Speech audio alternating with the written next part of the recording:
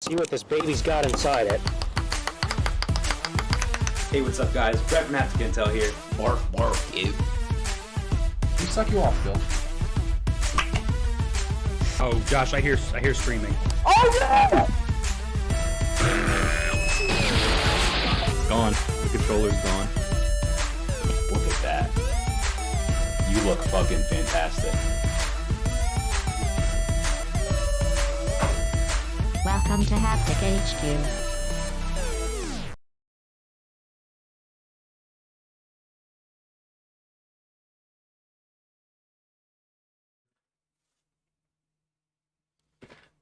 What's up, everybody? Welcome to Hapticast, episode number 73. My name's Brett Roberts. I'm joined by my good friend Josh Toll today.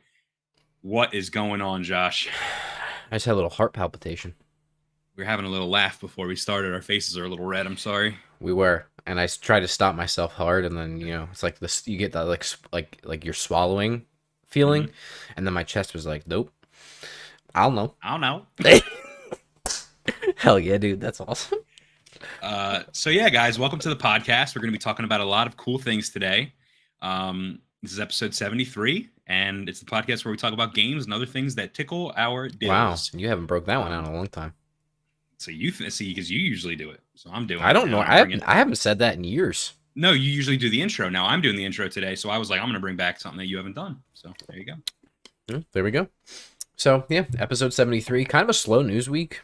For But games. hold on, don't say that because we have a lot of good stories here. I'm not saying we don't have a lot of good stories. I'm just saying it was kind of a slow news week in general. It's kind of been slow in game news in general for a few weeks. I feel like a couple of pops here and there, but that's because it's the calm before the storm, which is always the summer. So usually June, big for games. So Yeah. even without agree with E3, you. we have Jeff Keighley's little shill fest or whatever he's calling it. So, yeah, so we have a little bit more to talk about, I guess, on our media consumption this week. We've been playing a lot more, and I've been watching a lot more. We have a slew of video games releases to talk about in the Abysmal Chronicles, as well as some other stuff in there, PS Plus, Sonic, more PlayStation shit, TF2 shit. And then our main topics, of course, Bloodborne, as the title suggests, and, where the fuck is it? The remaster, that is, and the PC port. All this stuff has been rumored for a long time. Some new developments, not really there, but bringing stuff up again, nonetheless. And then a really abysmal story from a really abysmal outlet, Kotaku, bringing us Nino Kuni, absolutely rotten crypto bullshit. Is that their headline for it, by the way? New Nino Kuni game is absolutely rotten with crypto bullshit. Is that Kotaku's headline, or is that your headline? No, it's Kotaku. Okay, then I hate it. And then yeah, that'll be it for this week. It's really hot in the HQ today. On my side of the HQ, anyway. Yeah. We're reaching temperatures of 90 plus degrees Fahrenheit here. And, Yeah, it is mid-90s outside today. Yeah, mid 90s, starring Sunny Sujulik. Yeah. Of God of War fame. Yeah, that movie's pretty good. But yeah, so that's the topics. Shout out to Sunny us. Sujulik. Yes, Sunny Sujulik. Shout out to Spotify, and podcast services. People listening there, we have those. If you've missed Yes. that, you can listen to us in strictly your ears now and not look at our faces, which I'm sure will please many of you. And anybody that's listening on the audio version, we've deemed you the troglodytes. Oh, I forgot about that. Yeah. The audio troglodytes. troglodytes. Yeah. So, coveted moniker for those that are listening. That's awesome, dude. It is awesome, dude. And speaking of awesome, dude, let's hop into what we're playing and watching and doing. Yeah. So why don't you go first? You have a lot more than I do. I do. So, I finally watched a bunch of movies.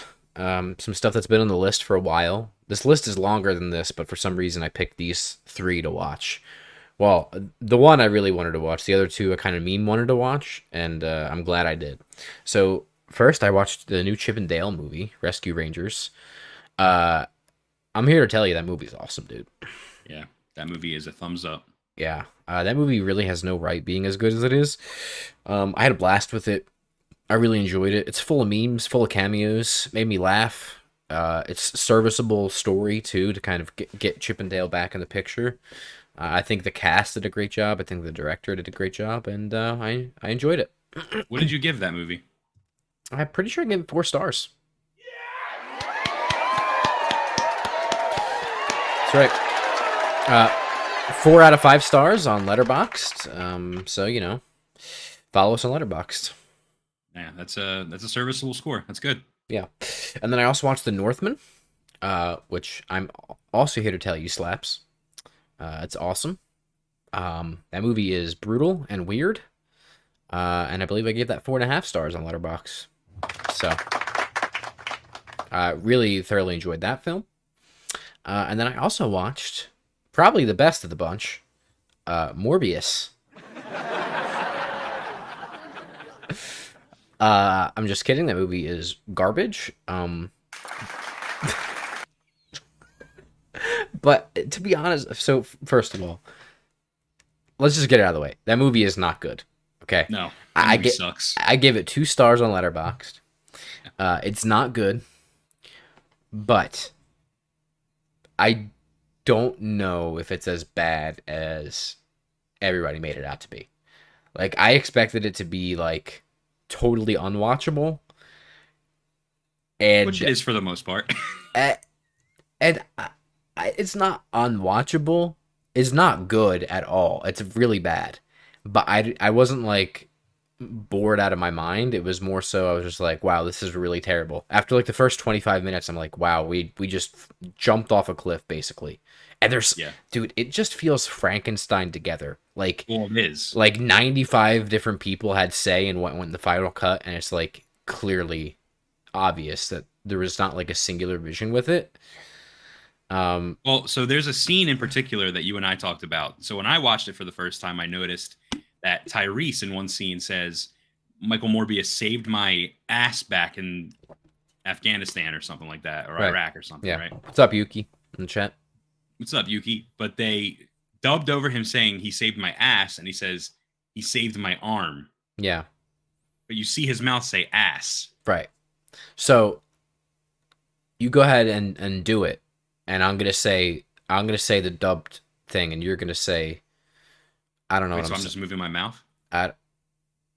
Never mind. Let's move on. He really saved my back in the day Yeah. in Afghanistan. So like he clearly said ass when they filmed it, but they dubbed over it and said arm. It was a Godzilla dub moment where they, the people their mouths are moving, but the dub is not matching up. It was literally that. Yeah, I got you.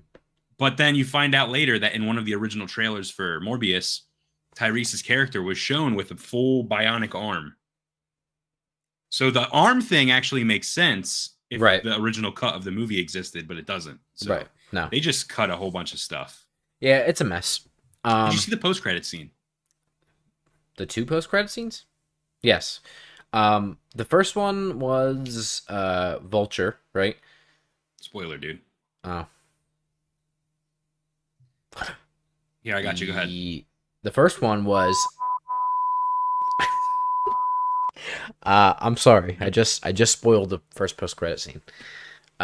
So sorry about that. And I'm not giving anybody a warning because it just happened, and if you heard it, I'm sorry. And I won't continue with it. And then the second one incorporates stuff from the first one, and sets up a sequel. And I'm here to tell you, no thank you. Well, they say we're going to make a team. Yeah, yes. And I'm here to tell you, no thank you. I'm here to tell you, we don't want that. We don't want it. Jared Leto needs to go back to his cult in the woods or whatever it was, and that's it. Unless there's a Spider-Man in that universe, the Sony universe, and that Spider-Man is Andrew Garfield. And we get a Sinister Six movie, but Andrew Garfield is Spider-Man, but it's only from he's like not the main character, he's a supporting character. Like it's a Sinister Six movie with all of the Sinister Six as the main characters, but when they try to commit crime, you see Andrew Garfield. Wait, let me ask you this: so Morbius would be in the Sinister Six? That's what I'm understanding. He seems not like a villain to me. He's like an anti-hero. Yeah, but even less than Venom is, I feel like. Yeah, no, I agree. But that's what they're insinuating. Okay, is that they're making a team. Well, that's fine. I understand that. Let's recast Leto though. Let's scrap that Morbius existed. We'll keep the post-credit scene as canon, and we'll just start again. Well, what if he's not even like a main character in this? I don't want to see him on screen in anything I watch ever again. What if I put it that way? All I'm saying is they're making the Avengers with Sony Pictures Spider-Man characters, and I'm here for it. All I'm saying is that Jared Leto is like Midas, but everything he touches turns to shit. I'm with you. Shout out to that Letterboxd review that I read that has like 50,000 likes. That is awesome. So yeah, those are the movies I watched. Morbius was really bad. Northman was slick. Chippendale was awesome. TV and anime, I finished Breaking Bad again. I'm going to start Better Call Saul. Still watching 18th Century Cooking on the Townsend's YouTube channel. Still really enjoying that. Shout out to them. Games. So wait, you're forgetting a show that you watched. What? Hello there. Oh, you're right. I didn't even add that to this. Wow, way to be on the ones and twos there. Yeah, Kenobi. Good. I liked it. It has some pretty high scores right now, but I'm seeing a lot of people talking shit about it. Listen, it's not perfect. I don't need it to be perfect. I mean, not anything is perfect anyway. But I think I liked it more the second time I watched both episodes.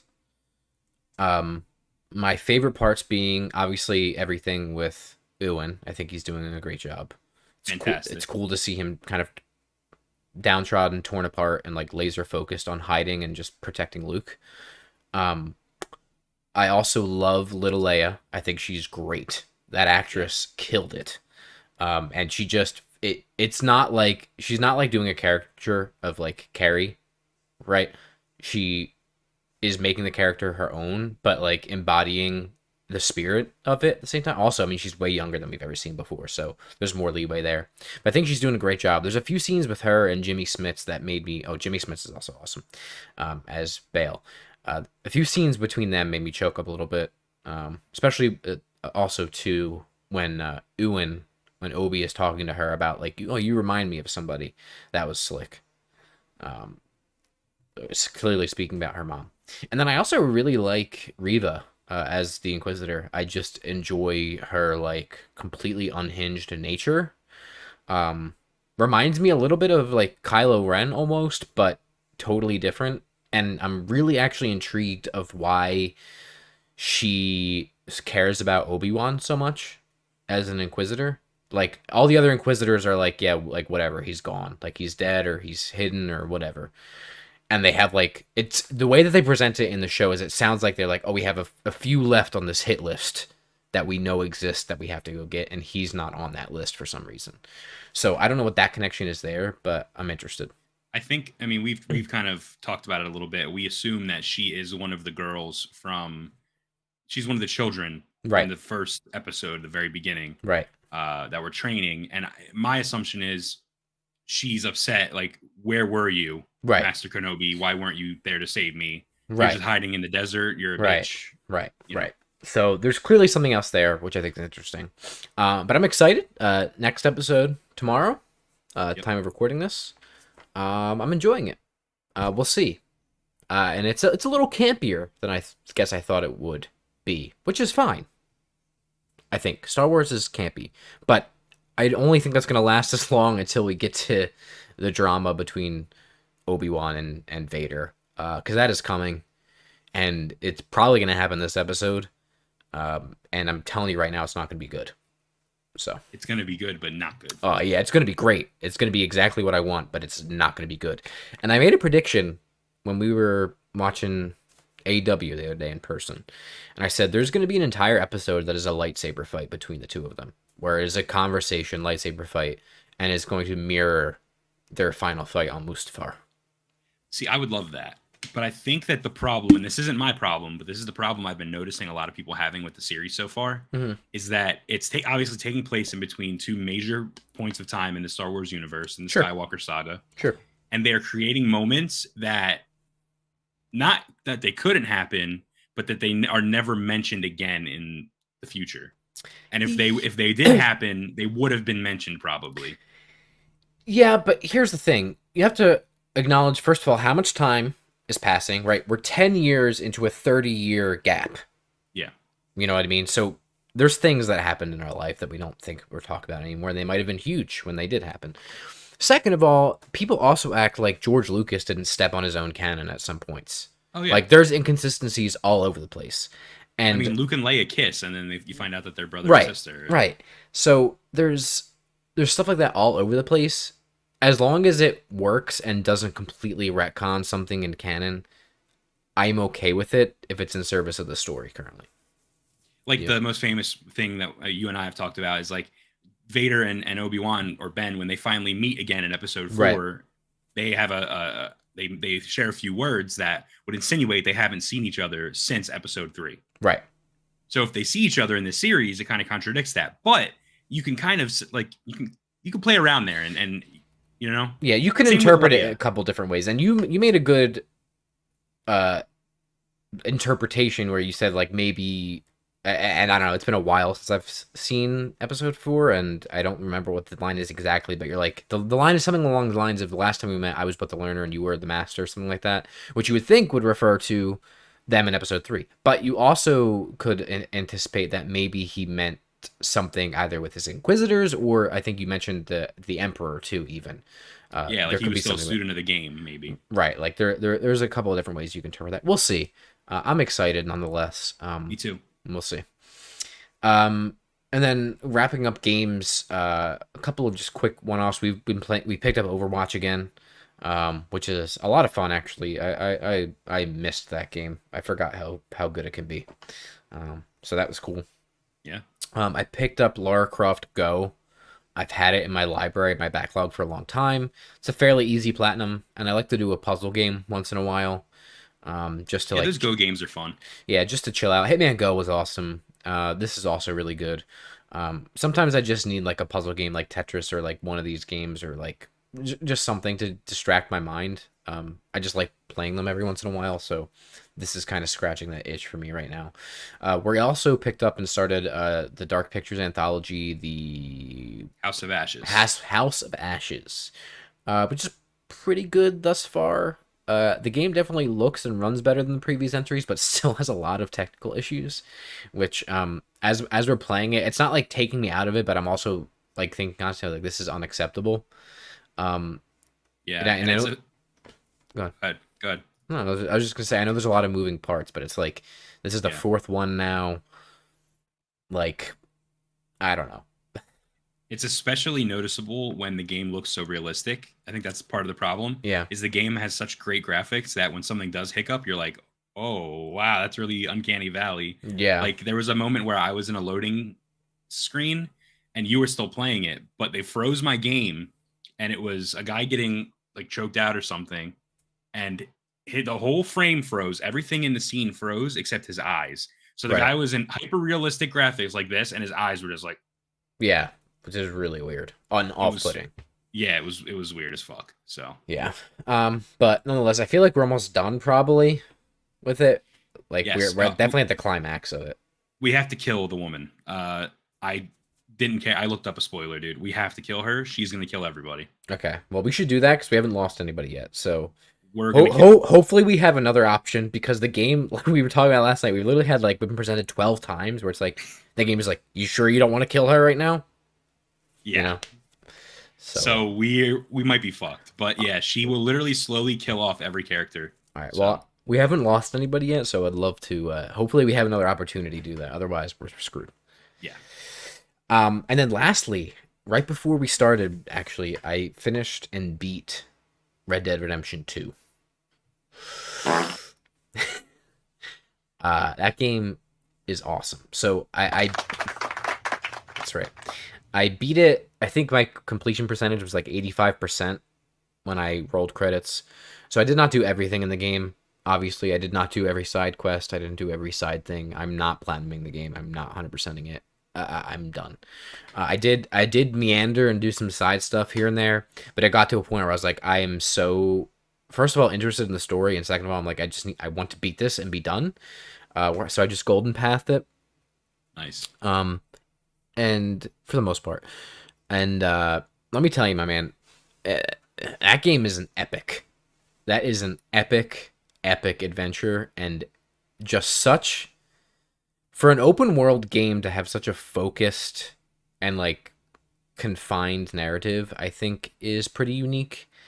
And it, even more so than Forbidden West, honestly, which is a more recent game, I think it's the best open world narrative game. Wow. At least from a narrative perspective that I've ever played. It's, first of all, being a fan of the first Red Dead Redemption and knowing what happens in that and the characters in that, this game, weirdly, because of the numbering, but butts up with it. You play like 60 hours, right, of the main campaign, and then that story that you were playing comes to an end, and then there's 2 epilogues that at first you're like, why am I playing this? And then at the end of it, you're like, I'm so glad they added those things at the end for closure. And yeah, I don't know. It is quite the story.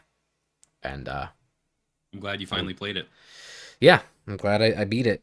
And I'll leave it at that. I'm quite satisfied with it. I'm done with it. I think I put like 80 hours into it. Which again, mainly Golden Path, maybe a little bit more, because of the percentage complete. But yeah, it's It's quite the narrative. So Awesome. give it 5 stars on GG. Wow. That's amazing. Yeah. I'm happy for you. Okay, I'll run through mine real quick. I haven't watched any movies since the last time we did a pod, but I have played some games and watched some TV shows. So for games, like you mentioned, we were playing Dark Pictures House of Ashes. I just want to point out, like, the setting is really interesting. Yeah. I think that it takes place in Iraq, and I Right. think that it takes place during a really cool time period. Mm-hmm. It takes place during the United States invasion of Iraq in 2003. Mm-hmm. And there's a certain character named Salim, who is an Iraqi soldier that does not want to fight. Who is the best character? And he's the best character in the game, and I love him so much. He's awesome. Yeah, I've hardly played as him, and I'm telling you, he's the best character. He's cool. Yeah, he's really, really cool. So yeah, I'm really digging it. I don't know if I don't know how I feel about the Dark Pictures anthology games yet. It's hit or miss, man. It's like such a mixed bag. Yeah, like they do cool things, but I think the problem is like I think they took on a lot by doing an anthology of all of these games, and each game has so much that goes into it, so much in the script, so many different choices you can make, so many different endings that can happen. They have to account for everything, and I think because of that, sometimes our endings in the games haven't been fantastic. Yeah, I would argue none of them have been fantastic. Yeah, I mean, I think that the last one had a pretty cool twist at the end. Yeah, I think the last one was the best one thus far. I think so too. Yeah. But I don't know. This one's like a monster, straight up monster story. I like how they blend historical stuff in with the modern stuff. That's really cool. They've done that in every game thus far. Man of Medan probably being the worst. Yeah, agreed. Especially that ending that we got was just ass. Bad, real bad. But yeah, so I'm enjoying it, and I'm kind of excited for the Quarry. And I'm thinking for that one, we might the multiplayer is delayed anyway. Dude, we should just hang out and couch co-op it. Okay. And you can even do movie mode where they have movie you can have night like a there. group of friends and everyone gets a part. Yeah, as long as we all get the trophies, I don't care. Okay. Actually, I don't. For those games, it's like it doesn't actually matter because you have to play them so many times, and I'm not. Yeah, doing we have that. like 2% right now. In House Yeah, of Ashes. I ain't doing that. But yeah, I'm excited for that game because I think it's going to be a much more polished product than these Dark Pictures games. Yeah. What's up, Frank? Frankly, I really quite do. Frankly. Frank's in the Frankie. chat. Frankie, yeah. Frankly. Mm-hmm. Yeah. Yeah, I think that the narrator is also a really good character in those games. He's abysmal, but he's funny. Yeah. Overwatch, I am reluctantly telling you, I missed it, and it's pretty fun. Hell yeah. So Ditto, brother. We're back. We're back. Where's Overwatch 2? When's the release date for that, dude? They're still doing betas. Yeah, well, they need to hurry the fuck Alphas, up. I don't know. I'll give them something fucking beta. TV and anime. I'm watching Stranger Things season 4. I'm digging it so far. Are you done this half season? No, I have 2 episodes left. Okay. They are having some issues where they're overwriting. Really? They're writing. They're literally going too hard in the paint, and it's like becoming ridiculous. What do you mean? Too much exposition? Too much time on certain things?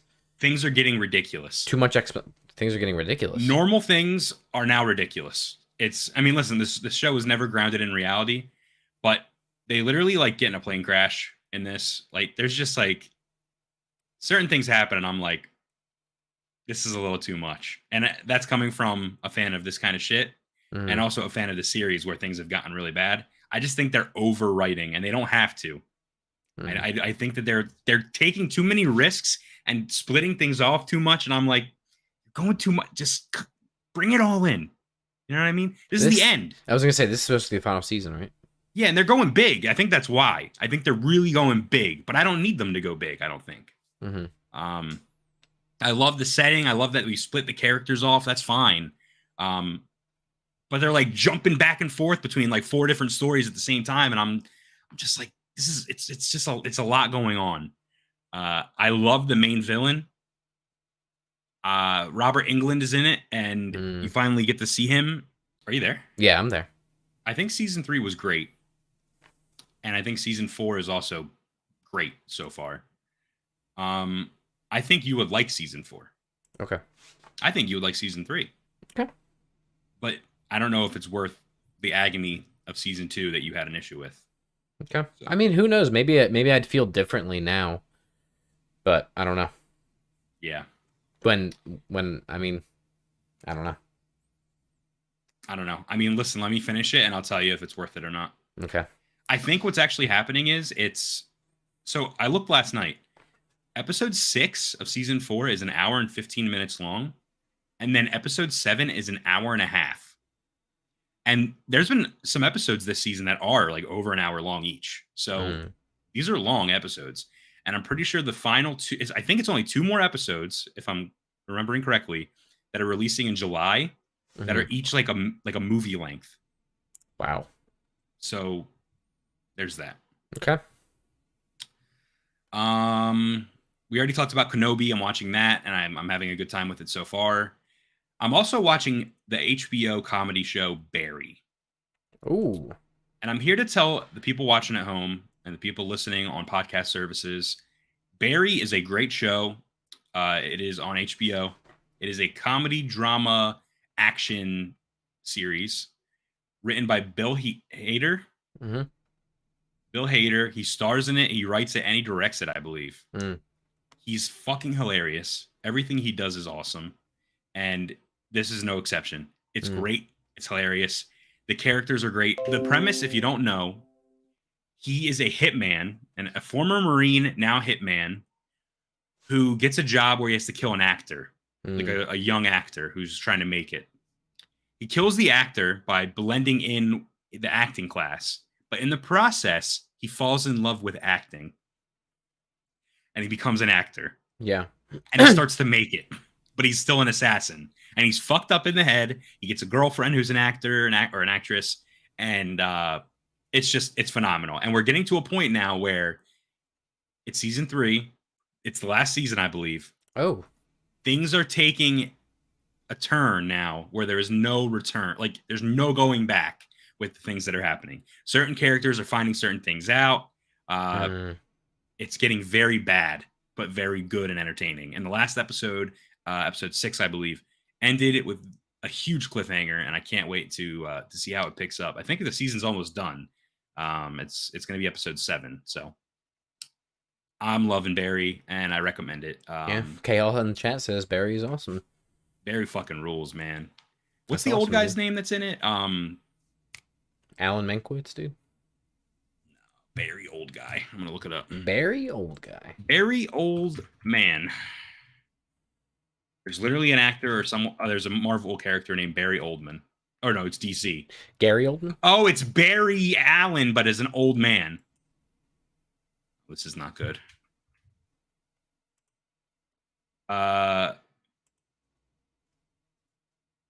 His character's name is Mr. Cousineau. I don't remember what the actor's name is, though. I forget too. There's also a dude named NoHo Hank, and he is maybe the best character in all of TV. I'm just going to say that right now. Wow. There you have it. His name is Henry Winkler. Oh, yeah. So there's that. Anyway, Barry's awesome. Check it out on HBO. This is an advertisement. I work for HBO. And Kevin Hall said the Fonz. That's right. All right. So that's all I got for you for media consumption. I think it's time we move on to the Abysmal Chronicles, Josh. Let's do it. Is this the part where I play music or... Yes.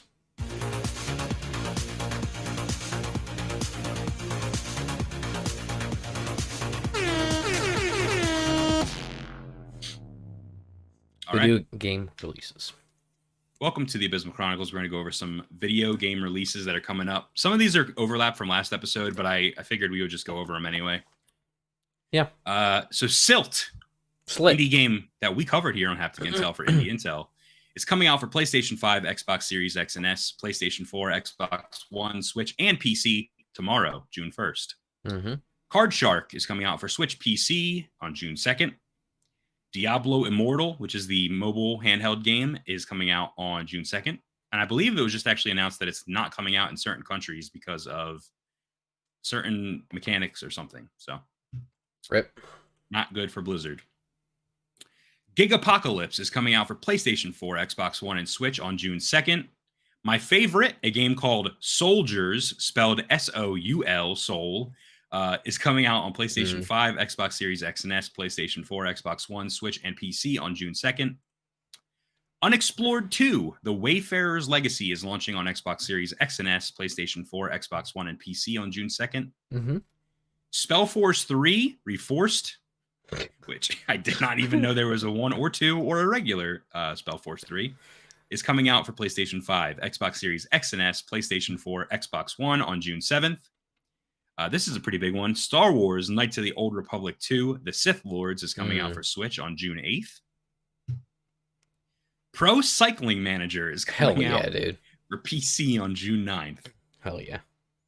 Tour de France 2022 is coming out for PlayStation 5, Xbox Series X and S, PlayStation 4, Xbox One, and PC on June 9th. Demon Slayer Kimetsu no Yaiba, the Hinokami Chronicles, comes out for Switch on June 10th. I think I just killed that, by the way. I've never finished an episode of that anime. Nice. This one's pretty exciting. Mario Strikers Battle League. Oh, yeah. Coming out for Switch on June 10th. Oh, yeah. And finally, Josh, the game that I talked about earlier, The Quarry, is coming out for PlayStation 5, Xbox Series X and S, PlayStation 4, Xbox One, and PC on June 10th. Of course, the multiplayer has been delayed. It is not coming out until July. Yeah, I forgot that game was so soon. Yeah. That's right. All right. Okay, let's get into some stories. And again, this is the Abysmal Chronicles. This section of the show is stories that were just a little bit too abysmal to make it as main topics on the podcast. But we still want to show them some love anyway. I can do that better if you want. Hell yeah, dude. PlayStation Plus free games for June 2022 have leaked online.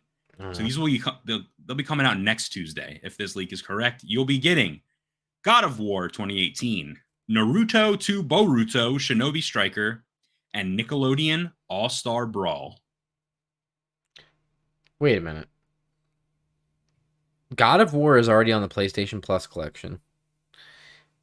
And didn't we already get Nickelodeon All-Star Brawl? No. Why do I have that game then? You don't. I could... Oh, I'm thinking of Battle for Bikini Bottom. Never mind. That was free. You're right. Yeah. Never mind. Well, if you're interested in Nickelodeon All-Star Brawl, you might as well hit the fart noise because that list is shite. So yeah, I mean, God of War is awesome, but it's already free. If you have PlayStation Plus, you already have it on the PlayStation Plus collection. If you have a PlayStation 5. Yeah, but you shouldn't be playing that game if you don't have a PlayStation 5 at this point. The game runs at 22 FPS on PS4, dude. I mean, I guess you're right. But I think it's very, very, very important to note that if you haven't played that game, you should play it. If you haven't played that game, what are you doing? Yeah. Also, I should mention the source. The source is, according to the sources of the website, Area Jugones. And Game Rant's reporting this? Yeah, and also the Asian version has leaked as well, and the only game they swap out is Nickelodeon All-Star Brawl for something else. All right, So, well, I mean, we'll find out next week if it's real or not, but it probably is. Yeah. Okay, next story. Sonic Frontiers. The new open-world Sonic game. First glimpse of gameplay has been revealed today. We've gotten a glimpse at the gameplay from Sonic Frontiers, the upcoming open zone 3D Sonic game, and you will see much more this month because it is the focus of IGN first. Of course it is. This footage was revealed on Twitter, showing off Sonic running across a lush world, high-speed combat, a boss battle, and more. After a tease last summer, Sonic Frontiers was officially announced last December, promising a huge leap forward for the franchise, delivering an evolved gameplay experience that can be enjoyed by longtime Sonic fans and action-adventure enthusiasts alike.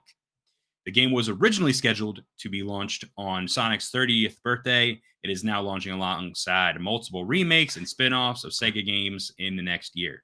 You just had a little Matthew McConaughey come through there. Little IGN first will be covering Sonic Frontiers beginning tomorrow, June 1st at 12 p.m. Eastern. Mm-hmm. Green lights. Green lights. So listen, I watched the gameplay. Yeah. I'm not impressed. What's the general temperature of people online with it? Surprisingly, positive, mixed to positive. Hmm. My problem is My problem is green lights. My problem is that it looks cool, but really what it is, my friend, if you watch the footage, it's an open world, Breath of the Wild style, beautiful graphics, right? Yeah. But then you're like looking in the sky and there's just random rails that Sonic is like grinding on. So like there's like no thought to the level design. It's just a big open Unreal Engine asset with like grass. And then they're like, all right, we'll put a rail here that goes all the way in the sky and it loops around. And then because Sonic grinds, you know? So it's literally just like a bunch of rail systems in the sky that are floating. Mm-hmm. And it's like in other Sonic games in the past, they would like incorporate that into the level somehow, where like maybe a mountain like came down or like a waterfall and like, you know what I mean? It made sense. Here, it's literally just floating rails, and it just doesn't make sense. Well, and then also the graphics are really good, and the grass looks good and all, and it's a realistic looking graphics. And then there's a big giant spring, like a Sonic cartoony spring, and it just doesn't look right. It looks like a fan project. Well, I'll take your word for it, yo, because I'm here to tell you. First of all, I don't give a fuck about Sonic. Second of all, I ain't playing this game. So I hope I'll defer to your Sonic knowledge, because you certainly have played Sonic and know way more about it than I do. But just from what I've said, that does not sound appealing, right? Sonic has never appealed to me ever. So, no. What you said to me is not going to make me play it. Okay. I do not see a future where I make a choice to sit down and play a Sonic game.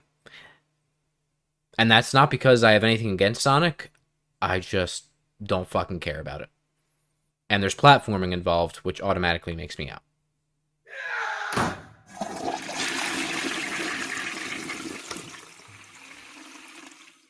So. FBI, open up! All right. Let's move on. So, guys, last episode of Hapticast, we talked about there being an upcoming PlayStation State of Play for June 2022. Unfortunately, I got the date wrong. I guessed it was going to be mid-January or mid-June. Well, you said by June 15th. Specifically, you said by June 15th. So you're actually correct. You're actually correct. Because guess what? We're getting one June 2nd. That's right. That's this Thursday. That burp sounded exactly like...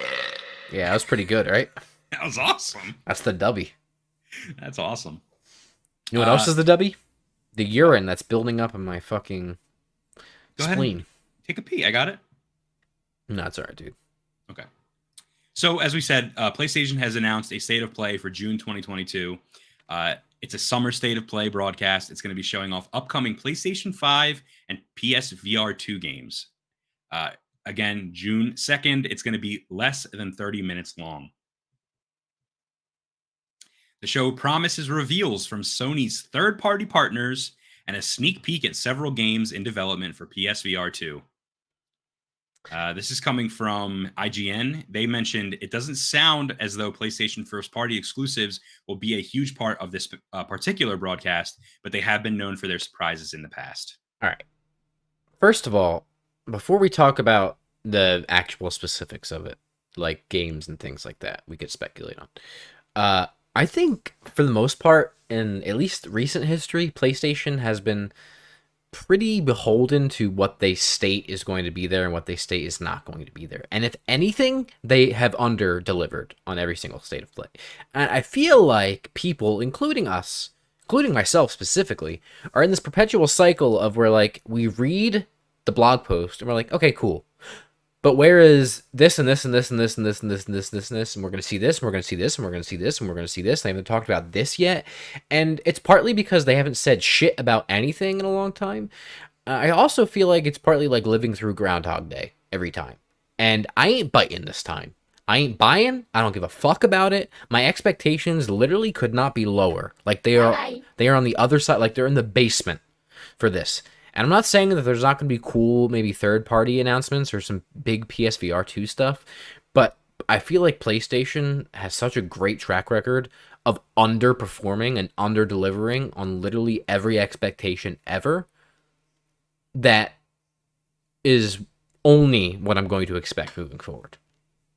So when they say third-party and PSVR games, I think that's all you should expect. Nothing more. Nothing more. And I think if you think otherwise, I don't know what to tell you. I think you should lower those expectations. I think you should take the bar of where you have it set and bury it in the ground. Well, so IGN mentioned that, for PSVR 2, there are apparently 20 plus first-party and third-party titles that are going to be releasing at launch. Sure. We don't know what those games will be, but it has been revealed that Horizon Call of the Mountain will be Sure. a big first-party exclusive at some point. Sure. I think it's safe to say that if they were going to announce a bunch of PSVR games, especially third-party PSVR games, we might see Resident Evil 8 Village maybe getting an update to support it. Sure. We might see Resident Evil 4 VR, which, I mean, Certainly. it's an Oculus game, but who knows? Certainly. Probably there are nearing some the end cool of its games. exclusivity, though. I think it's been almost a year. I know, but it was developed by Oculus, which makes me... Mm. That's what makes me nervous. Half-Life Alyx would be huge. Yeah. That would be a big one. Would be. But I know we're not really... Here's the thing. We don't know much about the PSVR 2 yet. We don't Yeah. know the price point. We don't know when it's coming out, which maybe they'll announce that as well, the release date and the price. We have heard that they're going to be ramping up production. Yeah, but did they only say play a sneak peek at several games in development for No. PSVR 2? I know. I'm just saying. I mean, this is me now speculating beyond what they've promised. Mm-hmm. Well, But if you're going to show The off a bunch fool's of errand. games, if you're going to show off a bunch of games for PSVR 2, we have to know when it's coming out. What's the point? they don't know when it's coming out yet, though. Well, the rumor is that they're ramping up production in Q3 of 2022 and then early 2023. Sure, Launch. that would make sense, but I don't even think they know if that they can hit that yet, given not. supply chain issues. And given Right. that there's some component sharing between the headset and PS5s, which they can't even produce enough at this point. So aside from PlayStation VR 2, let's speculate on what third-party partner games could be there. Forspoken. Or Final Fantasy 16. Both of those are going to be there. 100%. And Forspoken 8 coming out. It just got delayed, right? It's being rumored that Final Fantasy 16 is going to take the spot of Forspoken. Sure. Yeah, Forspoken's going to get delayed again, if it wasn't already. I think it was delayed, but it's not. Whatever they said it's going to, it's not. That game isn't coming out until the middle of next year. I don't think that it's technically a delay. I think that they basically want to bet on Final Fantasy 16 over Forspoken for the holiday season. That's fine. Is the rumor. But I also don't think Forspoken is ready. I think we're not going to see that game still for a long time. We've seen more of Forspoken than we've seen of Final Fantasy 16, though. That's which true. is fucking crazy. But I am telling you right now, Forspoken is not coming out this year. And if it comes out before March of next year, I'll be shocked. Okay. I want to be pleasantly surprised by Forspoken. Yeah. But Final Fantasy 16, I think, makes a lot of sense. I feel like that is maybe what they ended on. Yeah, I'm thinking so, too. And listen, I know it doesn't mention first party, but... If you say God of War, it's not happening. It's not happening. It's not happening. They're saving that for a showcase or something in the middle of the summer. Yeah, more Ganon, dude. We're not.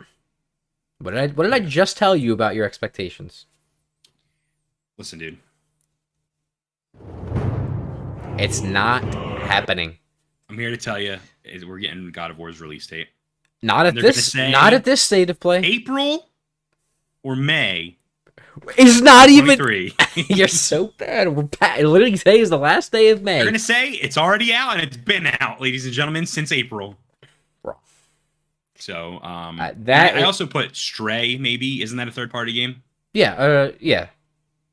We got a release date leak of that a couple of weeks back, so Sure.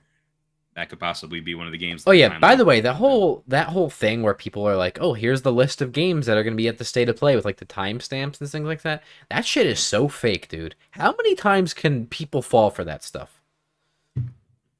Says the guy who fucking thought Bloodborne was coming as a remaster this August. What do you mean? I sent you the fake thing of it. I know you fucking fell for it. I didn't fall for it. I literally sent it to you. It was fake. You fell for it.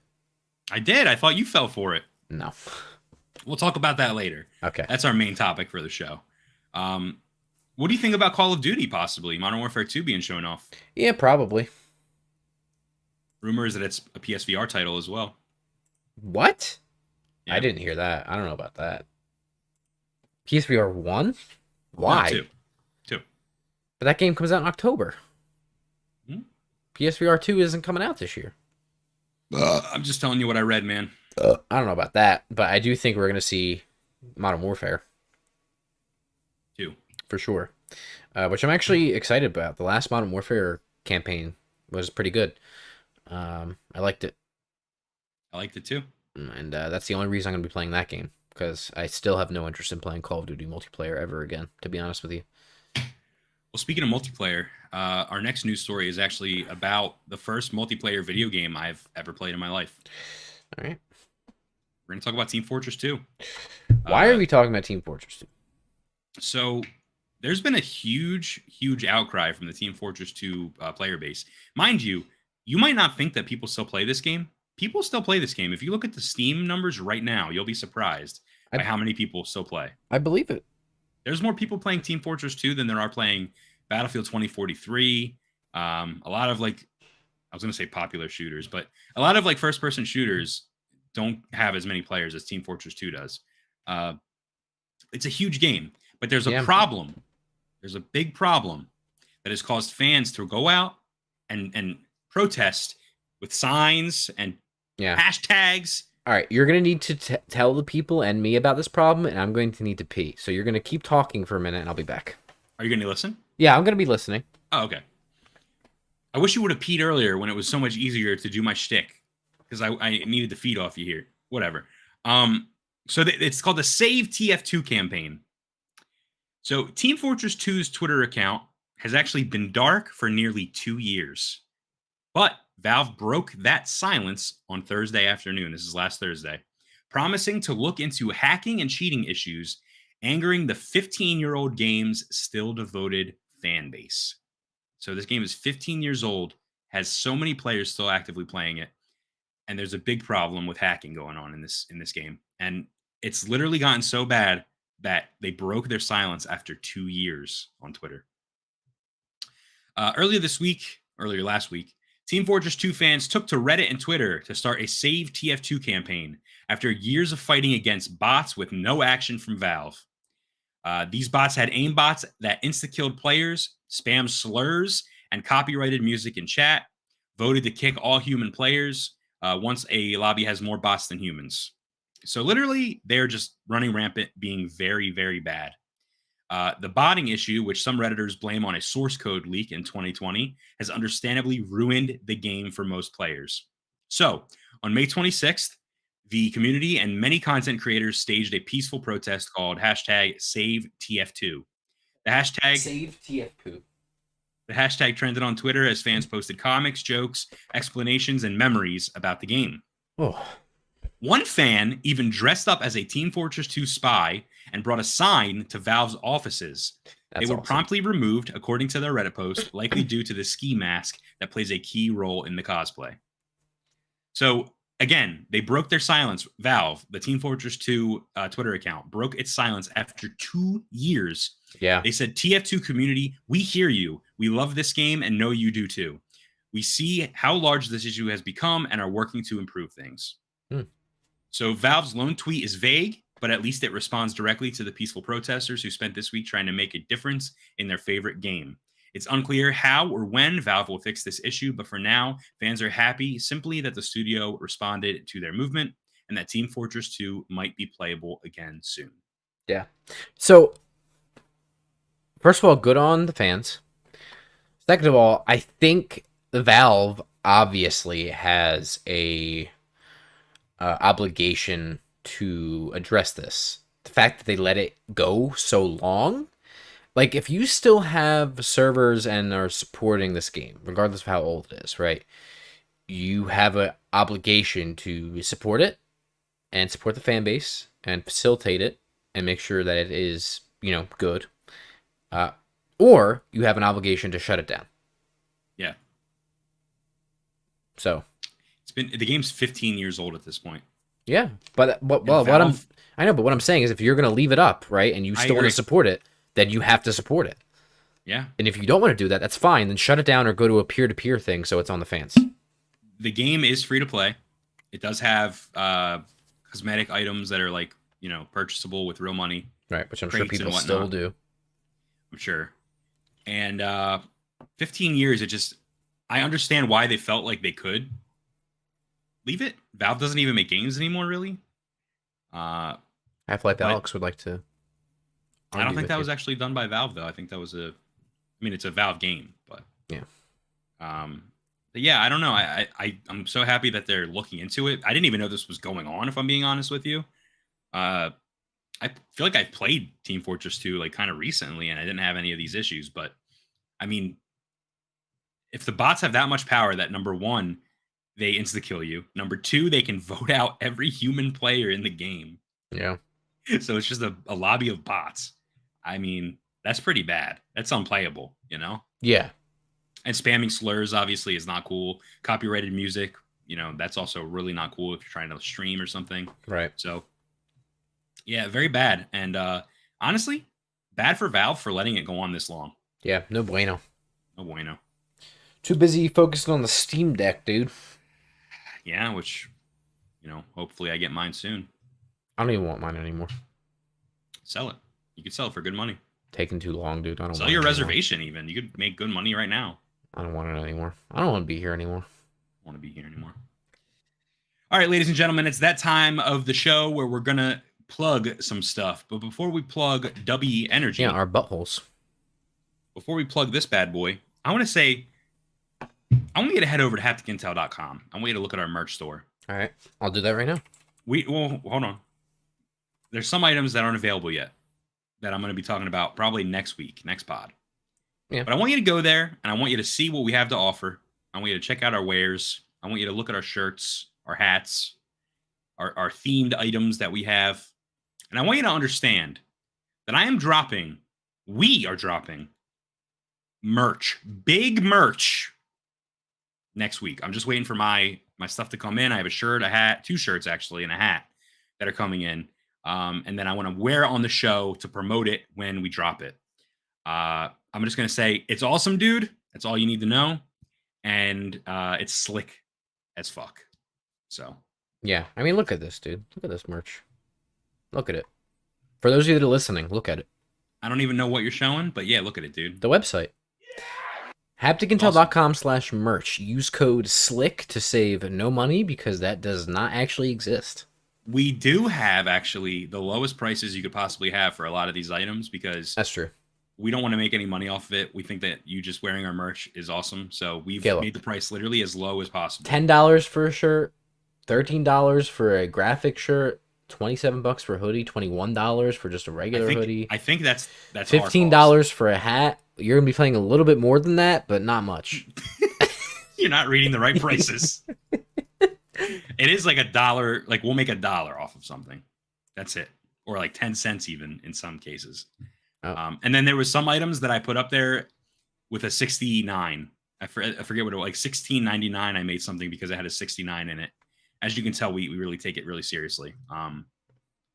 But moving on from the merch, which is at hapticintel.com, which you can check out right now at hapticintel.com/merch.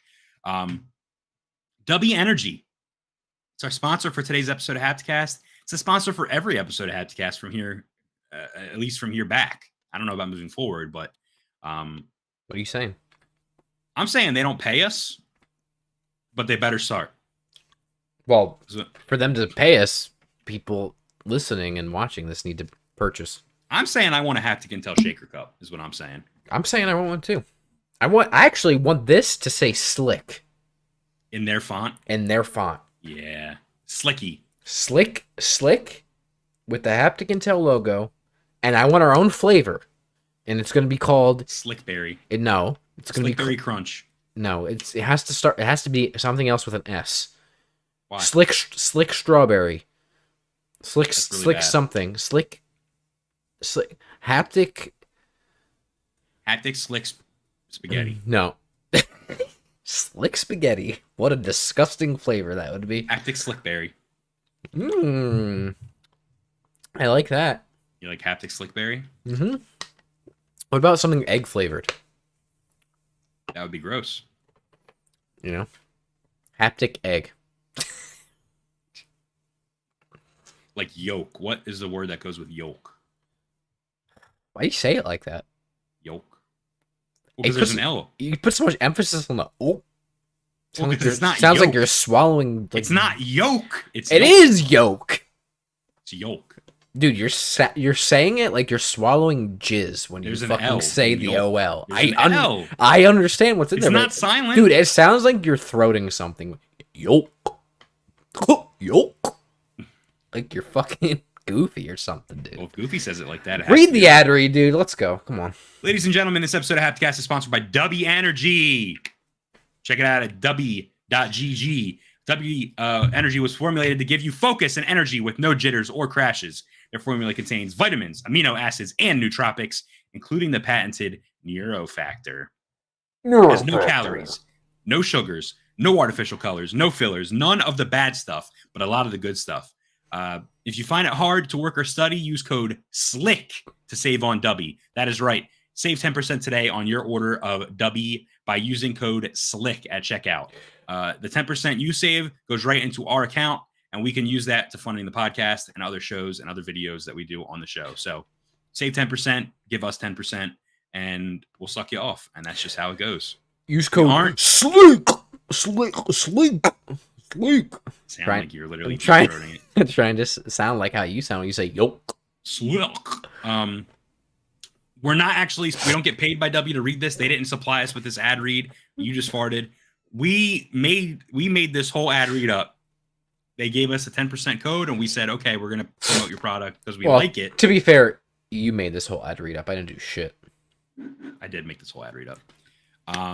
I also made the tagline, if you find it hard to work or study, use code blank to save on Dubby. And if I ever hear anyone else using that, I'm going to court and I'm suing We absolutely are. because I wrote that. I actually have And a I note. workshopped it. I have a note in my phone with the date and time of when we discussed this, and I'll tell you what it is right now.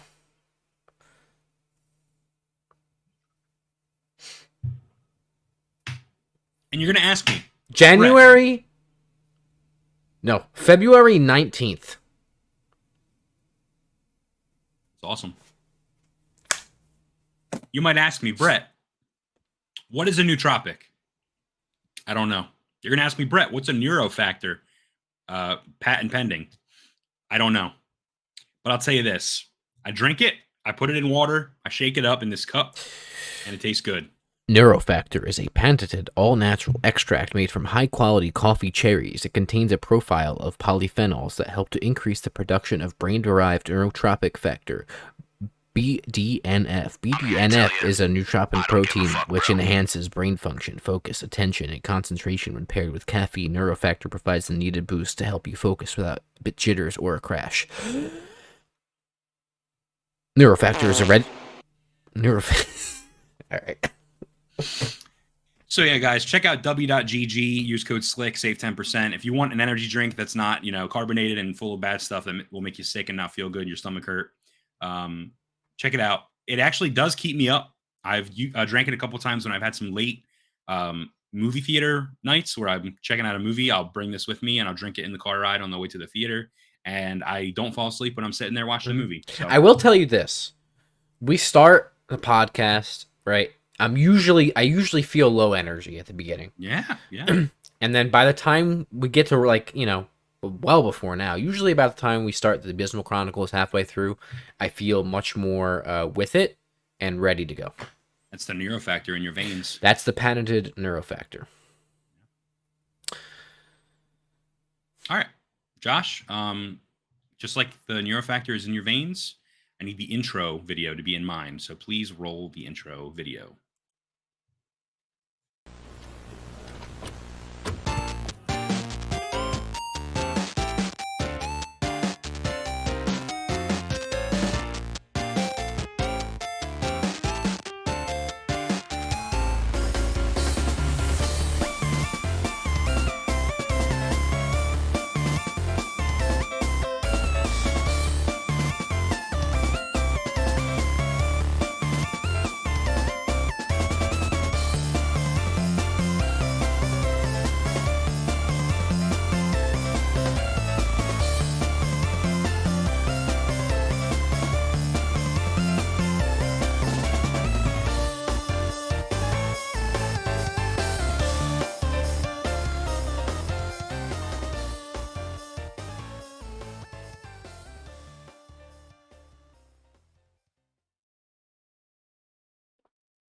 Brett, Josh, I have one question for you.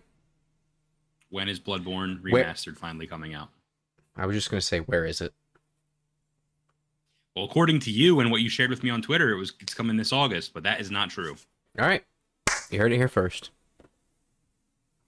Where is it, Brett? Where are my balls, Summer? I think that the important thing to start off with is we both got started with the From Software games, the Dark Souls games, through Bloodborne. Correct. And the game is fantastic. It's literally sucked off by every single gamer I know. Correct. Even if they find it hard or whatever, people respect that game. Correct. It made PC gamers buy a PlayStation 4 specifically to play it. Correct. And now we're left wondering, where the hell is the PS5 and PC port? Where are my testicles, Summer? That's right. So what happened? What is the story? What is going on? Because I thought it was coming out for about 3 milliseconds, and now it's not. So first of all, there's been a rumor for a while now that a Bloodborne remaster is coming, that Bluepoint is making it. There's been leaks, rumors. There's been a lot of evidence, I think, for that. To a remaster and a sequel. Right, a remaster and a sequel. And part of that remaster being a PC release of that game, of the remaster. Because right now, Bloodborne is stuck on PlayStation 4, and it runs like shite. It runs in a state that is not playable anymore by modern standards. It's unacceptable. And going back and trying to play it, it's not possible. It's unplayable. Not only is it 30 FPS, it's an unstable, poor frame paced 30 FPS. If you're interested, go look at Digital Foundry's 40,000 videos on it, and they'll tell you, dude, it ain't good. It also just looks like, and I don't know if that's on purpose or not, but it also looks like someone just smeared Vaseline all over the screen. So I say it just looks like somebody jizzed all over the screen, just tried to wipe it off and gave up halfway through. Yeah, and it's charming. It has a visual charm to it. It does, but it's soft, and that's partly because the resolution is like baked at like 900p or something like that. Yeah. So anyway, this last week, if you've been living under a rock, basically false Bloodborne remaster rumors spread like wildfire on Twitter. And we're here to tell you, it's not real. It's not real. So you might have seen some news about Bloodborne Remastered coming to PC and PS5 this August. The announcement came from what appeared to be Nibellion, who is a widely known entertainment and gaming news account on Twitter. If you are on gaming Twitter, you should know who Nibel is. And he's been on Twitter since 2012. Right? We've used Nibel, friend of the show. Okay, let's just put it that way. He's a very reputable source in the games industry. But the news obviously was totally fake, and the account, which was a Nibellion spoof account, had duped numerous fans into believing that From Software and Sony are working on a remaster of Bloodborne. Now this is why we look at the check mark, folks. All right. So on May 30th, Nibellion, with a capital I, tweeted that remastered version of Bloodborne is coming this year. It would include enhancements like 60 FPS, native 4K, and ray traced reflections, with Sony subsidiaries Bluepoint Games and Nixie Software collaborating on the project together. Now, why that's significant is that there's already the Bluepoint rumors. Nixie's is the in-house now first-party PC port studio that PlayStation has hired. So, this is a pretty in-depth fake thing here, right? Which is totally believable, right? On surface level. Now, what do you have to say about that, Brett? And then I want to talk about what's actually going to be happening here. And I also want to shout out K-Hall in the chat, said he went back. He went back to play Bloodborne after Elden Ring and felt like I was having a stroke playing it. Yeah. I was just gonna read that because it made me laugh. Yeah, that's a great. If you want to know, damn, put that on the box art, dude. That's awesome, dude. It's very unfortunate. The game's so good. But yeah, so anyway, what I think of that is it got me. It was Nibellion, but he was using a lowercase L to make it look like an uppercase I. And it totally just slipped my mind. He has a very famous profile picture of Mob from Mob Psycho 100 as his profile picture. This guy had the same one. And then it even had a link to the PlayStation blog. Yeah, which was from 2015. It was literally just a DLC for Bloodborne from 2015 blog. I thought it was real. I was like, no fucking way. I clicked on the article and it was an old article and I was like, oh, he must have accidentally used an old article. What happened? And then I go back to the tweet and I'm looking at it and then Nibel is underneath that tweet and I'm like, wait, what's happening here? And then I scroll up and I see the uppercase L or the lowercase L fake uppercase I and I was like, fuck, dude, you got me. I literally told you that you gave me an erection and an inverted penis within 5 seconds. Yeah. It was bad. Well, the reason I found it.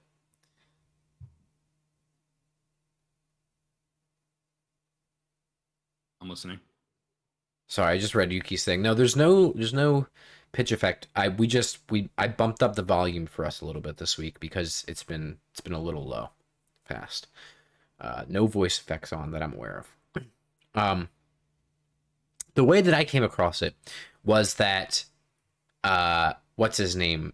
Z Huge FX or whatever. Zuji? Yeah. Made a comment, made a post on Twitter, and Nibel replied to it, and I was like, what the fuck are they talking about? And then I found the link back to the fake Nibel thing, and then I sent it to you. Yeah, it definitely made my penis invert a little bit, and it wasn't fun. I did not enjoy it at all. Yeah, so. Yeah.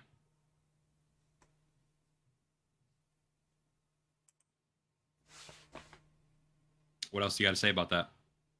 I think that if it is going to be done, it would make sense to have Bluepoint running it. Yeah, and so Nix's doing the PC port, right? That would make sense. I still think these things are happening. Mm-hmm. I still think they're happening. I think we're getting a Bloodborne 2. I think we're getting a Bloodborne Remaster. And that's it. When it's coming, I don't know. But that's it. It's happening. We just don't know when. I just want it. I want it now. Yeah. Anything else? I don't have anything else to say except I think it's a necessity at this point. And I think that Sony, if they're greenlighting this kind of shit, they greenlit a Last of Us remake after a remaster had already come out for Last of Us. But they're not going to do that for Bloodborne, one of the best-selling games ever. Yeah, it's a real interesting spot on the record here of PlayStation's first-party stuff. That's just one of the most, if not the most important game of that generation for PlayStation, just relegated on this platform in a terrible state. Unfortunate. All right. Well, let's move on then. The last main topic for today is something I'm really disappointed in. You might have seen mobile game ads for a new Nino Kuni game. They're all over TikTok, YouTube. I'm getting these ads for a new Nino Kuni mobile game. I haven't seen any. Really, you haven't? Yeah, I haven't. I've been seeing a lot, and it's like, whoa, Nino Kuni, a new game in Nino. Whoa. Wow, whoa, look at this. Nino, whoa, I'm in Nino Kuni. And if you don't know, Nino Kuni is a game that has a Miyazaki style animation. And the first game was on PS3. The second game was on PS4 and other platforms as well, I think. It's a game series that I've wanted to play for a really long time. Almost like a Pokemon style game from what I've heard. It's a JRPG. But this new one, this new Nino Kuni game is getting absolutely shit all over. And the reason, it's got cryptocurrency all over it. So this article is coming from Kotaku. We're going to be using them as our source for today. The new Nino Kuni game is absolutely rotten with crypto bullshit. Boo. Play to earn isn't just hinted at. It's quite literally encouraged on the game's website. So Kotaku says, hey, there's a new Nino Kuni game out, and it looks beautiful, which, by the way, it does look beautiful. This should be a cause for celebration, but we don't deserve nice things. So instead, we have got a mobile PC gacha-style game that is built on foundation of crypto nonsense. The problem is, it was developed by a Korean studio known as Netmarble. And the game was actually released in 2021 in Asian countries, but it was only made available in the West last week. Now, this is the part of the story where I tell you that this is actually a gacha game that also has cryptocurrency bullshit baked into it, because Netmarble, the developer, have their own cryptocurrency and their own cryptocurrency wallet called MarbleX. And players have pointed out you're able to purchase and take in-game items and trade them for Netmarble's Asterite or Terite tokens, which are currencies that you can trade on MarbleX, and then trade those for other cryptocurrencies that are on the market. The game's website even proudly boasts this on the front page, emphasizing just how central this whole cryptocurrency thing is to the game's entire existence. What's up, Josh? No, it's for those that are watching, it's behind us. Oh, okay. So Nino, this is from their website. Nino Kuni Crossworlds employs a gameplay-based blockchain system, giving players who enjoy Nino Kuni Crossworlds the opportunity to play to earn tokens through gameplay. Players can acquire 2 types of tokens in the Nino Kuni Crossworlds blockchain system, and our team will do our best to preserve the token values. Players are now reporting that less than a week after launch, the game's economy is already heavily slanted in favor of those purchasing the company's crypto. Reddit user Tezos reported on the Gacha Gaming subreddit that crypto was said to be minimal in the game, but it seems like you can literally buy the best in slot sets and pets in the game right off of the store. No gacha, no gimmicks, just straight up purchasing them. So it's pay to win. This is extremely cringe and causes massive imbalance in PvP. So I'm looking at the website, and I honestly can't believe this exists. Their goal, number one of their goal here, it says, our goal is to emphasize the game's intrinsic fun factor and create a token economy structure that benefits both players and token holders. The fuck does that even mean? Yeah. So it's a mess, and it's unfortunate that it happened to a franchise like this. I've heard such great things, and it's just being tarnished by this bullshit. Who owns the rights to Nino Kuni? Great question. Let's see. Oh. Bandai Namco. Okay. In Japan, they're owned by Level 5. Yeah, so Level 5, Netmarble, Bandai Namco, and more publish it. But who's the actual rights holders? I think Bandai Namco is the actual rights holders. Bandai Namco and... just continue. This is a mess. Well, no, the story's... That's it. That's all I got for the story. I want to talk to you about how abysmal this is. So have you ever played a gacha game? No. Well, if you count Pokemon Unite. That's not really gacha. Well, maybe it is. I think that I've played quite a few gacha games. I've played Dragon Ball Legends on mobile. There is an addictive nature to gacha games. So what do you explain? First of all, explain gacha for what people don't understand that. It's hard to explain. It's literally like a game where you collect a lot of different characters randomly through like loot boxes and stuff, is my understanding. I'll get the full definition. Flat up. So a gacha game is, I was correct. A gacha game is a video game that implements the gacha mechanics similar to loot boxes. Gacha games induce players to spend in-game currency to receive a random virtual item. So it's like the gacha machines that you would see in Japan. Okay, all right. Yeah. And turn it. There's an excitement level when you put your money in and then you get something in return. Sure, gambling. It hits. It's gambling, yeah. Dragon Ball Legends was cool. I played it, and then when I got a new phone, my save data never transferred, and that kind of sucked. So. I can't believe what I'm looking at, dude. You have to pull up the stream or go to the... Dude, I'm going to send you this website link. I cannot believe this is a thing. For people that are listening, I'll explain in a second. I just sent it to you in our chat. They literally have exchange factor formulas on their website Actual fucking formulas. Oh my god. Like actual fucking formulas with exchange rates. Are you kidding me? Wow. That's pretty This incredible. is like the thing. These are the things that should stay in the boardroom, bro. Because what the fuck are you doing? Is there really? If we had a Venn diagram, one side is Nino Kuni fans, the other side is crypto bros. How big is that crossover in the middle? Well, there is. So in Japan, crypto's growing. It's actually becoming really popular. Unfortunately, like NFTs are starting to get big in Japan.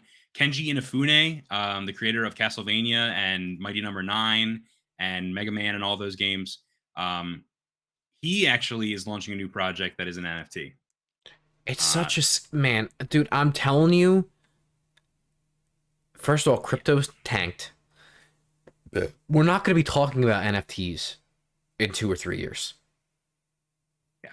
We're not going to be talking about them because everybody that's put money in them is going to fucking lose all of it, and it's going to be a joke. It already is a joke. Yeah, I'm looking right now. Mega Man's Kenji Inafune is back with Beastroid, a range of NFTs. The Mighty Number 9 creator has designed his first futuristic NFT collection. Beastroid. So I think it's becoming pretty popular in Asian countries. I mean, this company is literally, it's called Marblex, the wallet. Yeah. So this is bad, dude.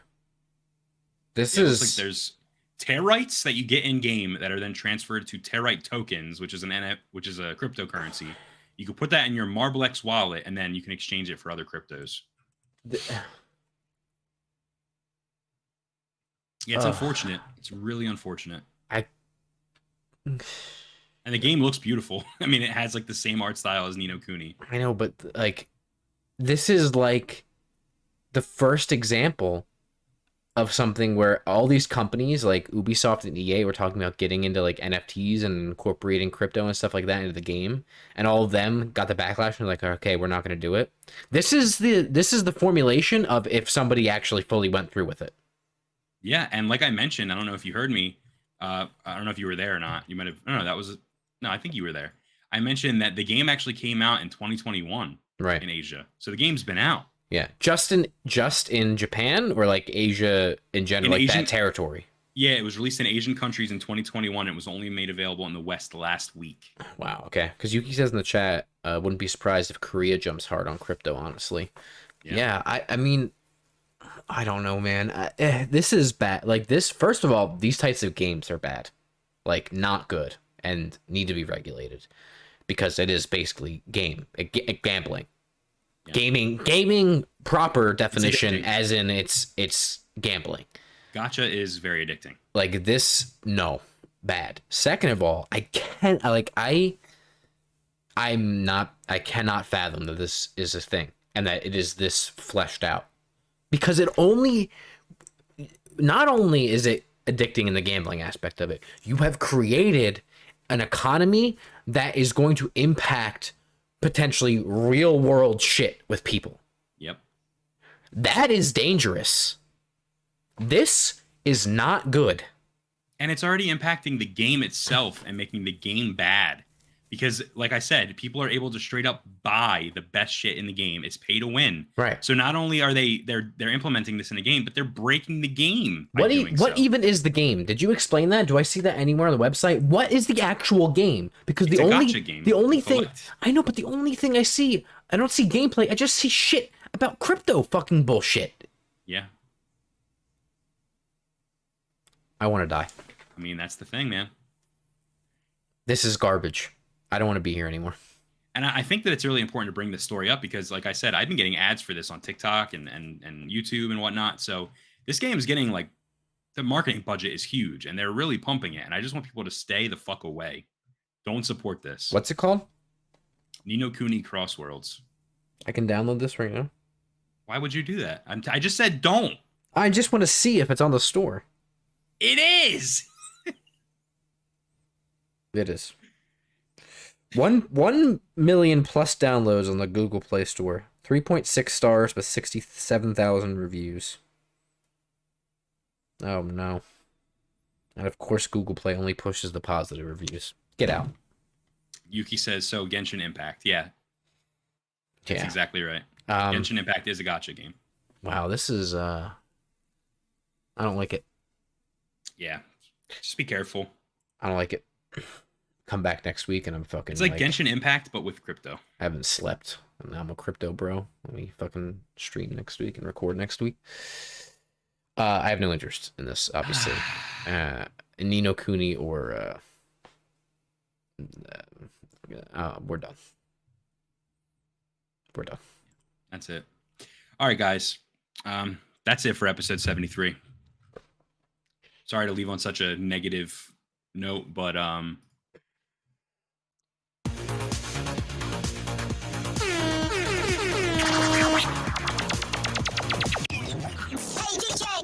you know, if we so how people do like live podcasts, like shows kind of like this. No, but like events, like live podcast events where like they do like a live show of their podcast. Yeah. If we ever at the point where that even makes sense, like we're big enough where that makes sense to do, which would be awesome, by the way. I think that'd be a lot of fun. We need to have a DJ, and their only job is to play sound effects and random music clips, and we need to have the audience be able to vote on it, and then we have to dance to the music clip. That I don't know where I'm going with this.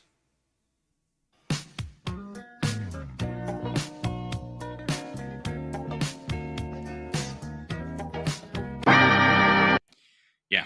All right. Well, I think that's a really bad idea, and I don't like it, and we're never doing that. So. All right. Yuki asks, have we watched Attack of the Show? AOTS, I'm assuming that means Attack of the Show. Yeah. I haven't. I mean, I did back in the day, but I haven't. Yeah. I've caught a few episodes of the new one. I'm not a huge viewer of G4.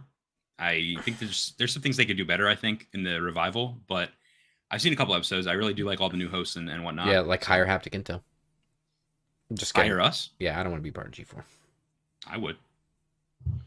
I don't feel like that's the I don't think that's the place for me. Give us a job. Give us our show. Let us do this show on TV. That would be a terrible idea. That's an awesome idea. A Drunkle Ted DJ is what reminded me of that, says Yuki. Anyway, all right, well,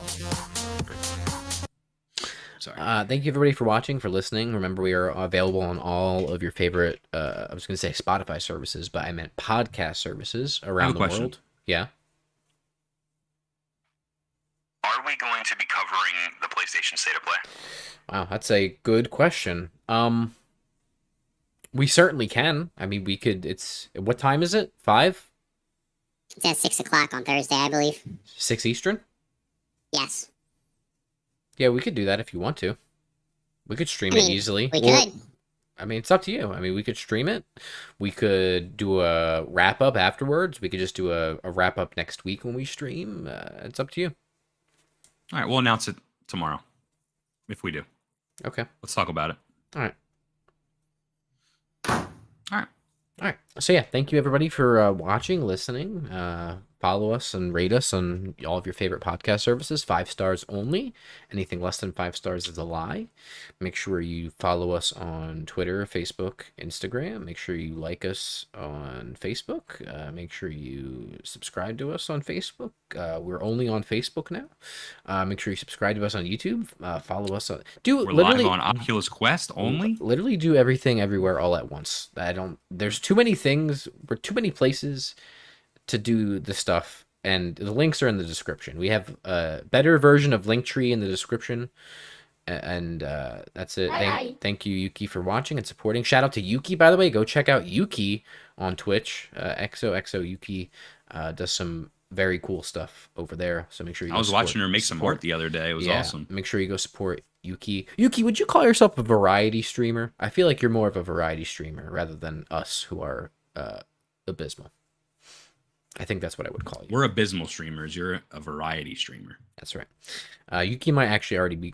Thank you for the shout out. You're welcome. I just lost my train of thought. We have too many things to. God. Just like the tiredest I've ever been in my life. She said yes. Let's go with that variety streamer. Okay. Yuki streams whatever she wants and it's good, so go watch it. XOXO_Yuki on Twitch. Yuki. We Um, have Quite Frankly in the chat. Thanks for stopping by. I know you're a one of the guys over at the Save Before Quitting podcast, so thank you for coming to our show as well. Much but appreciated. anyway, Good to see we you. have a better version of Linktree called something in the description of our things, which links to everything, and it's cool. You go on it, and it, K-Hall and was- it, yeah, and it, all right, we're talking about two K-Hall was completely also different things here. in the chat. Thanks for watching, K Hall. We're on two different wavelengths right now. And we have new merch coming out next week, and also link trees. We have a good link tree, and it's a new link tree. It's And not. No, it's not bio.site. Josh is It's very excited about Linktree. It's dude. What the fuck is that even called? It's through Streamlabs. It's through. Yeah, but it's a separate service via Streamlabs. It's called Dude, I don't fucking know. It's in the fucking descriptions of our shit. It's like WLO. I know what it's link. called. WLO.link. That's what it's called. You can find it there. Oh, Willow. Willow. That's it, dude. I was like, what is the actual name of it? Willow. You're right. And it's slick, and it matches our theme, and also you can donate to Able Gamers at the bottom of it. Do that. I'm so tired. Bye-bye. So tired. Anything else, Brett? You have anything closing thoughts? I just said it, dude. Bye-bye. All right. Thanks, everybody, for watching. Bye-bye. See you next week. Or this week. See you never again. How about that? I'm over here stroking my dick. I got lotion on My dick right God, now. are you Stroking kidding my me? shit. We're gonna get copyright struck, dude. We're gonna get fucking copyright stricken, dude. We're going to get copyright strikes by a guy that's saying I'm stroking my shit? Yeah, dude. It's his shit, not our shit. Oh, he's stroking my shit. I wanna. What are you doing, step bro? All right, we're done. We out. Thank God.